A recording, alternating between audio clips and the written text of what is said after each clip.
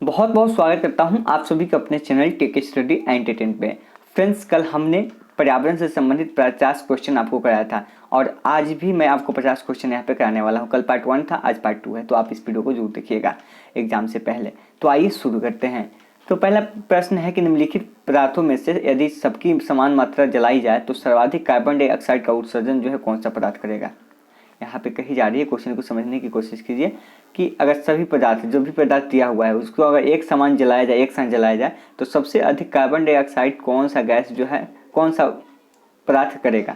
ठीक है, carbon dioxide का उत्सर्जन। तो इसका राइट आंसर क्या हो जाएगा, ऑप्शन नंबर यहाँ पे बी हो जाएगा, यानी कि केरोसिन हो जाएगा। ठीक है, सभी को आप एक साथ जलाते हैं तो इसमें सबसे ज़्यादा कौन सा कार्बन डाइऑक्साइड का उत्सर्जन करेगा, केरोसिन हो जाएगा। अगला प्रश्न आप देखेंगे कि जैव ईंधन का क्या उद्देश्य है। वनों की कटाई और मिट्टी के क्षरण का मुकाबला करने के लिए, और बी दुनिया को बेहतर खाद्य सुरक्षा प्रदान करने के लिए, या सी जो है जैव विविधता को संरक्षित करने के लिए, या डी इनमें से कोई नहीं। तो इसका राइट आंसर हो जाएगा ऑप्शन नंबर डी, इनमें से कोई नहीं। ठीक है, चलते हैं नेक्स्ट क्वेश्चन को। तो नेक्स्ट है कि ओजोन डे मनाने की घोषणा किस प्रोटोकॉल में हुई थी। तो आपके सामने 4 ऑप्शन है, थोड़ा सा मैं यहाँ पर टाइम दूंगा ताकि आप इसका आंसर कर सके। उम्मीद करते हैं कि आपने इसका आंसर कर लिया होगा। तो इसका राइट आंसर हो जाएगा ऑप्शन नंबर ए, यानी कि नागोया प्रोटोकॉल। ठीक है, चलिए नेक्स्ट क्वेश्चन देखते हैं कि राष्ट्रीय हरित कोर का क्या उद्देश्य है। तो इसका आंसर आपको बताना है। तो इसका आंसर हो जाएगा ऑप्शन नंबर ए, यानी कि युवाओं को पर्यावरण और पारिस्थितिकी के बारे में बताना। ठीक है, ऑप्शन नंबर ए आपका करेक्ट हो जाएगा। अगला क्वेश्चन देखेंगे कि माधव गाडविल पैनल ने किस क्षेत्र को पारिस्थितिक रूप से महत्वपूर्ण क्षेत्र घोषित करने का सुझाव दिया है। तो इसका राइट आंसर हो जाएगा ऑप्शन नंबर ए, यानी कि पश्चिमी तट घाट को। अगला प्रश्न देखेंगे कि चेचू जनजाति किस क्षेत्र में वन जीव की सुरक्षा से संबंधित है।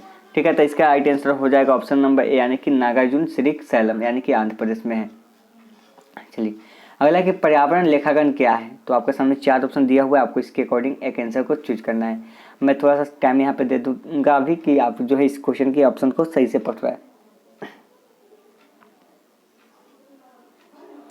तो उम्मीद करते हैं कि आपने इस ऑप्शन को भी सही से पढ़ लिया होगा और इसका आंसर भी कर लिया होगा। तो इसका राइट आंसर हो जाएगा ऑप्शन नंबर ए, यानी कि यह पर्यावरण प्राकृतिक संसाधनों की खपत मारने के लिए एक विधि होती है। ठीक है, क्या होती है, ऑप्शन नंबर ए हो जाएगा। अगला प्रश्न यहाँ पे देखेंगे कि बिली अर्जन सिंह का नाम किस राष्ट्रीय उद्यान से संबंधित है। ऑप्शन आपके सामने है, जिम कॉर्बेट राष्ट्रीय उद्यान, दुधवा राष्ट्रीय उद्यान, या काजीरंगा राष्ट्रीय उद्यान, या मानस राष्ट्रीय उद्यान। तो इसका राइट आंसर हो जाएगा ऑप्शन नंबर बी, यानी कि दुधवा राष्ट्रीय उद्यान। ठीक है, अगला प्रश्न है कि राष्ट्रीय हरित प्राधिकरण की मुख्य बेंच कहाँ है। तो इसका राइट आंसर क्या हो जाएगा ऑप्शन नंबर ए, यानी कि भोपाल में। कहाँ है, भोपाल में है। अगला प्रश्न है कि निम्न में से क्या पौष्टिक अस्त्रों हमेशा एक खाद्य श्रृंखला में घट जाती है। ठीक है, ऊर्जा, संख्या, रसायन, या इनमें से कोई नहीं। तो इसका राइट आंसर हो जाएगा यहाँ पे ऑप्शन नंबर ए, यानी कि ऊर्जा जो है पौष्टिक वस्तु में हमेशा एक खाद्य श्रृंखला में घट जाती है। अगला प्रश्न है कि निम्नलिखित में से जैविक उर्वरक कौन सा है। तो आपके सामने 4 ऑप्शन है। तो उम्मीद करते हैं कि आपने इस क्वेश्चन का आंसर जो है यहाँ पे कर दिया होगा। तो इसका राइट आंसर हो जाएगा ऑप्शन नंबर यहाँ पे डी हो जाएगा, यानी कि सभी हो जाएगा। अगला प्रश्न देखते हैं कि जैविक खेती से क्या फायदे होते हैं। देखिए, जैविक खेती से जो फायदे होते हैं यह किफ़ायती होती है। क्या होती है, यह किफ़ायती होती है। जैविक खेती क्या होती है, इससे जो फ़ायदा होता है वह किफ़ायती होती है। अगला प्रश्न देखेंगे कि मोबाइल फ़ोन के उत्पन्न ई कचरे के कौन सा तत्व होता है। तो इसका राइट आंसर क्या हो जाएगा ऑप्शन नंबर, यानी कि कॉपर होता है। अगला देखते हैं यहाँ पे कि पर्यावरण संरक्षण आंदोलन में सहायक पुस्तक साइलेंट स्प्रिंग के लेखक कौन थे। तो उम्मीद करते हैं कि आपने इस क्वेश्चन का आंसर भी कर दिया होगा। तो इसका राइट आंसर हो जाएगा ऑप्शन नंबर, यानी कि रसेल कार्सन हो जाएगा आंसर। अगले प्रश्न को चलते हैं। अगला है कि निम्नलिखित में से कौन सा ग्रह उल्टा, ठीक है, पिंड उल्टा हरित ग्रह प्रभाव को दर्शाता है। मंगल, शुक्र, बृहस्पति, या फिर टाइटन। तो इसका आंसर हो जाएगा ऑप्शन नंबर डी, यानी कि टाइटन। ठीक है, चलिए अगला प्रश्न है यहाँ पर कि किस खाद्य श्रृंखला में संख्याओं का पिरामिड उल्टा होता है। तो इसका राइट आंसर हो जाएगा ऑप्शन नंबर सी, यानी कि परजीवी खाद्य श्रृंखला में। अगला क्वेश्चन देखेंगे कि कार्बन लेवी क्या है। देखिए, कार्बन लेवी क्या है, कार्बन लेवी एक कार्बन ईंधन पर लगाने वाला कर है। क्या है, कार्बन ईंधन पर लगने वाला कर है। अगला क्वेश्चन देखेंगे कि भारत के क्षेत्रफल का कितना प्रतिशत भाग सुरक्षित क्षेत्रों में आता है। इसका राइट आंसर हो जाएगा ऑप्शन नंबर बी, यानी कि 5%। ठीक है, अगला क्वेश्चन देखते हैं यहाँ पे कि जेट्रोफा के अलावा निम्नलिखित में से किस पेड़ के बीज का तेल भारत में सैकड़ों परियोजनाओं के लिए संयंत्र चालक के रूप में साबित होता है। तो इसका राइट आंसर क्या हो जाएगा ऑप्शन नंबर बी, यानी कि पोंगामिया पिनाना। डेल्टा। ठीक है, चलिए अगला क्वेश्चन देखते हैं। यहाँ पे थोड़ा सा मैं इसको छोटा कर देता हूँ। निम्नलिखित पर आपको ध्यान देना है। वन्य जीव पर्यावरण से संबंधित विभिन्न कार्यों में निर्धारित प्रक्रिया के अनुसार उपयुक्त में से कौन सा भारत में तय किया गया है? देखिए, समुदाय रिजर्व है, पारिस्थितिक संवेदनशील क्षेत्र है, जीव मंडल रिजर्व है। तो इसका राइट आंसर क्या हो जाएगा? ऑप्शन नंबर ए हो जाएगा। केवल एक जो है भारत में, ठीक है, तय किया गया है। कौन सा है? समुदाय रिजर्व। ऑप्शन नंबर ए हो जाएगा। ठीक है, चलिए अगला क्वेश्चन देखते हैं यहाँ पे कि निम्नलिखित पर ध्यान देना आपको। जलवायु लचीला कृषि पर राष्ट्रीय पहल, फिर राष्ट्रीय सतत कृषि मिशन। आपको बताना है कि इसमें से प्रधानमंत्री की जलवायु परिवर्तन परियोजना में क्या शामिल है। तो इसमें क्या शामिल है? ऑप्शन नंबर बी हो जाएगा, यानी कि राष्ट्रीय सतत कृषि मिशन शामिल है। क्या है? चलिए ऑप्शन बी ए हो जाएगा यहाँ पे। सॉरी फ्रेंड, ऑप्शन बी हो जाएगा, राष्ट्रीय सतत मिशन। अगला कि आईची टारगेट किससे संबंधित है? Kyoto protocol, Nagoya protocol, Geneva convention या वियना कन्वेंशन। तो इसका राइट आंसर क्या हो जाएगा? ऑप्शन नंबर बी हो जाएगा, यानी कि नागोया प्रोटोकॉल से संबंधित है। अगला कि अम्लीय वर्षा ऐतिहासिक इमारतों का नुकसान करती है। इसमें से कौन सी ऐसी प्रतिक्रिया का अंतिम उत्पाद है? तो इसका राइट आंसर क्या हो जाएगा? ऑप्शन नंबर बी हो जाएगा, यानी कि जिप्सम हो जाएगा। अगला कि राष्ट्रीय चंबल वन्यजीव अभ्यारण्य किन 3 प्रदेशों में है? तो आपको बताना है इसका राइट आंसर। तो इसका राइट आंसर मैं कर देता हूँ, राजस्थान, मध्य प्रदेश और Uttar Pradesh. Option number A. अगला कि जापान की निम्नलिखित 2 बीमारियों पर ध्यान दीजिए। मीनामाता इताई या जो जापान की बीमारी है, इन बीमारी को फैलने की 2 वजह कौन सी है? कौन सी वजह है जिसके कारण यह बीमारी फैलती है? तो इसका राइट आंसर हो जाएगा ऑप्शन नंबर सी, यानी कि पारा आर्कैडमिनियम के कारण यह बीमारी जो है फैलती है। अगला है कि नामदफा राष्ट्रीय उद्यान किस प्रदेश में स्थित है? तो नामदफा की बात करें तो यह जो है अरुणाचल प्रदेश में स्थित है। आगे चलते हैं अगले प्रश्न की ओर। तो अगला है कि जैव विविधता अधिनियम 2020 के बारे में निम्नलिखित प्रकरण पर आपको ध्यान देना है कि जैव विविधता अधिनियम 2020 के अनुसार भारत सरकार जैव विविधता धरोहर का विकास करेगी। अगला है कि स्वदेशी इलाज करने वाले वैद्य और हकीमों को जैव विविधता क्षेत्रों में से साधनों का उपयोग करने से पहले अनुमति लेगी या राष्ट्रीय जैव विविधता प्राधिकरण के बिना अनुमति के जैविक संस्थान के संबंध पेटेंट लागू नहीं किया जा सकता है। देखिए ऐसे प्रश्न आएंगे, वहाँ पे आपका कथन जो है अलग हो सकता है। ठीक है, तो इसका राइट आंसर कर देता हूँ, ऑप्शन सी हो जाएगा। केवल सी सही होगा आपका यहाँ पे। ठीक है, यानी कि राष्ट्रीय जैव विविधता प्राधिकरण के बिना अनुमति के बिना जैविक संसाधन से संबंधित पेटेंट लागू नहीं किया जा सकता है। ठीक है, यह कथन आपका सही हो जाए। ऐसे प्रश्न आएंगे आपको। अगला कि वर्ल्ड वेटलैंड डे की शुरुआत कब हुई थी? तो इसका राइट आंसर हो जाएगा ऑप्शन नंबर यहाँ पे सी।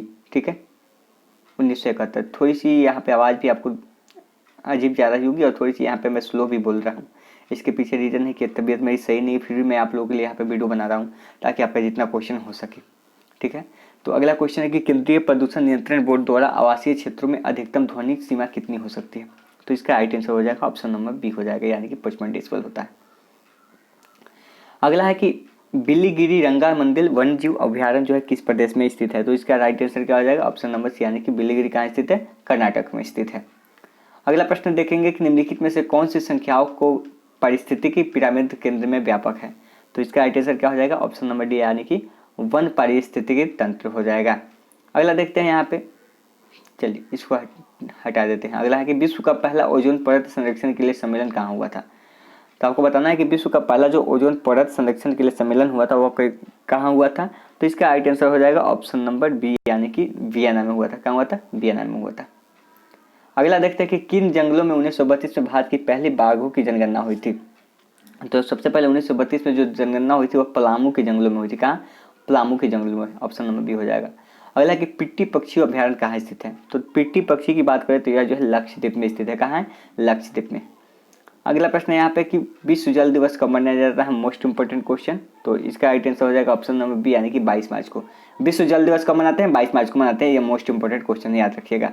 अगला कि साइलेंट वैली नेशनल पार्क कहाँ स्थित है? ये भी क्वेश्चन इंपॉर्टेंट है। तो इसका राइट आंसर हो जाएगा ऑप्शन नंबर ए, यानी कि केरल में। साइलेंट वैली परियोजना कहाँ स्थित है? यह जो है केरल में स्थित है। अगला है यहाँ पर कि परम्बिकुलम वन्यजीव अभ्यारण्य कहाँ स्थित है? तो इसका राइट आंसर हो जाएगा ऑप्शन नंबर, यानी कि ये भी केरल में स्थित है। चलिए आगे चलते हैं और प्रश्न देखते हैं।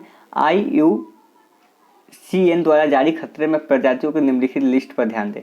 VUEN CR EV, इनमें सबसे खतरे बढ़ते हुए क्रम में प्रजातियों को रखा जाएगा। देखिए खतरे के अनुसार कौन सी प्रजाति है जो सबसे अधिक खतरनाक है, उसी के क्रम में सजाना है। तो इसका आंसर जो हो जाएगा आपका ऑप्शन नंबर सी हो जाएगा, यानी कि पहले आपका व्यू है या प्रजाति है, ठीक है, यहाँ पे देख सकते हैं। उसके बाद EN हो जाएगा, फिर CR होगा, फिर EW होगा, यह प्रजाति का नाम है। अगला प्रश्न यहाँ पर देख पाएंगे कि निम्नलिखित अंतर्राष्ट्रीय निकायों में से कितने बाघों को बचाने और बाघ के आवासों को संरक्षित रखने के लिए ग्लोबल टाइगर इनिशिएटिव शुरू करने की सक्रिय रुचि ली है? तो इसका राइट आंसर हो जाएगा ऑप्शन नंबर यहाँ पे बी, यानी कि वर्ल्ड बैंक ने। किसने? वर्ल्ड बैंक ने लिया है। अगला है कि तटीय विनियम क्षेत्र CRZ। चलिए इस क्वेश्चन को छोड़ देते हैं, अगला देखते हैं। अगला है कि भारत का पहला समुद्री जैव विविधता के लिए राष्ट्रीय केंद्र जो है कहाँ स्थित है? तो इसका आंसर क्या हो जाएगा? ऑप्शन नंबर ए हो जाएगा, यानी कि जामनगर में। ठीक है, चलिए अगला प्रश्न देखते हैं यहाँ पे कि ट्रजोफा कर्कस कहाँ पाए जाते हैं? तो इसका आंसर क्या हो जाएगा? ऑप्शन नंबर डी हो जाएगा, यानी कि मध्य प्रदेश में। कहाँ पाए जाते हैं? मध्य प्रदेश में ट्रजोफा कर्कस पाए जाते हैं। अगला देख पाएंगे आप। चलिए अगला क्वेश्चन यहाँ पे मैं कराता हूँ थोड़ा सा। देखिए ऐसे प्रश्न आपको आएंगे, ऐसे प्रश्नों का तो आपको देखना ही होगा। आर्गन पृथ्वी पर पाई जाने वाली तीसरी सबसे बड़ी गैस कौन सी है, या किस समस्थानिक के विघटन से बनता है? तो इसका आंसर आपको बताना है। तो इसका आंसर क्या हो जाएगा? ऑप्शन नंबर यहाँ पे ए हो जाएगा, यानी कि K40। आर्गन पृथ्वी पर पाई जाने वाली तीसरी सबसे बड़ी गैस कौन सी है? K40 है। अगला है यहाँ पे किस प्रदेश में विश्व धरोहर में शामिल टाइगर रिजर्व है? तो इसका आंसर आपको बताना है। तो इसका आंसर हो जाएगा ऑप्शन नंबर ए, यानी कि असम में। ठीक है, अगला प्रश्न देखते हैं। NTCA जो राष्ट्रीय बाघ संरक्षण प्राधिकरण होती है, एक वैधानिक निकाय है, और NTCA की घोषणा है कि वन जीव सुरक्षा अधिनियम में संशोधन के बाद हुई है। तो इसमें कौन सा कथन सत्य है, कौन सा असत्य है, ये आपको बताना है। तो इसका आंसर जो हो जाएगा ऑप्शन नंबर सी हो जाएगा, यानी कि दोनों है इसमें सत्य है। ठीक है, दोनों कथन सा इसमें सत्य है। चलिए आज का लास्ट प्रश्न देख लेते हैं कि कार्मेन एलिफेंट रिजर्व और देवमाली एलिफेंट रिजर्व किस प्रदेश में स्थित है? तो इसका राइट आंसर हो जाएगा ऑप्शन नंबर, यानी कि अरुणाचल प्रदेश में स्थित है। तो ये था आज का 50 क्वेश्चन जो आपने किया। तो फिर मिलते हैं नेक्स्ट वीडियो में। धन्यवाद।